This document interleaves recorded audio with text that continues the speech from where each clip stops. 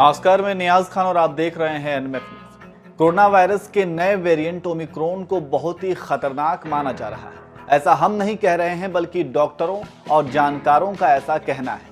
हमारे देश ने कोरोना के दूसरे वेव में मौत के तांडव को देखा है और इसे देखने के बाद हमें सबक भी मिला है कि थोड़ी भी लापरवाही का अंजाम कितना बुरा हो सकता है।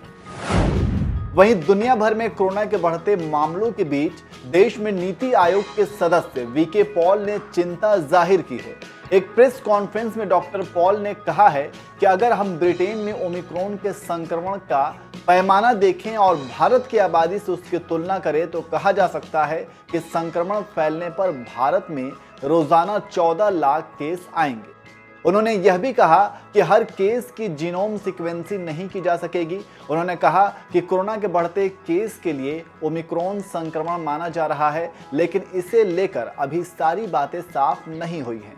इस पर रिसर्च जारी है और सरकार सभी नए डेवलपमेंट पर नजर बनाए हुए है। ऐसा कहा जा रहा है कि ओमिक्रॉन स्ट्रेन हल्का इन्फेक्शन ही फैलाता है।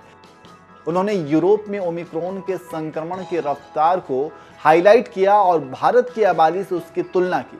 डॉक्टर पॉल ने कहा कि दुनिया में दूसरे नंबर पर भारत में जीनोम सीक्वेंसिंग की जा रही है और इसे लगातार बढ़ाया ही जा रहा है। हर केस की जीनोम सीक्वेंसिंग करना संभव नहीं होगा। यह बीमारी को पहचानने का नहीं, बल्कि महामारी का आकलन और इसकी निगरानी करने का टूल है। हम इस बात का भरोसा दिला सकते हैं कि फिलहाल पर्याप्त सिस्टमेटिक सैंपलिंग की जा रही है।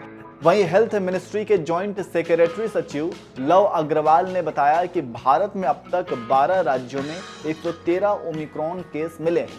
शुक्रवार को 26 केस दर्ज कराए गए हैं।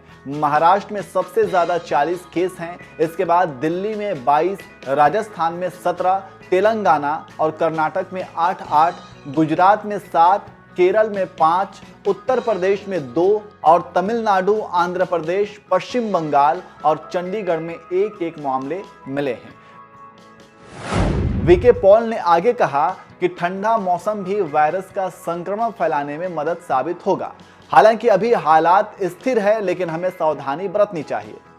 WHO एडवाइजरी का हवाला देते हुए देश कि स्वास्थ्य संस्थाओं ने लोगों से अपील की है कि वे ओमिक्रॉन को हल्का मानकर उसके प्रति लापरवाह ना हो जाएं, क्योंकि ओमिक्रॉन से जुड़े सारे तथ्य सामने नहीं आए हैं, उन पर रिसर्च जारी है। इसलिए हमें बिल्कुल सावधान रहने की जरूरत है। और वैसे भी हमने कोरोना के दूसरे लहर को देखा है, कितनों ने अपनों को खोया है। ऐसे में सावधानी ही एकमात्र उपाय है।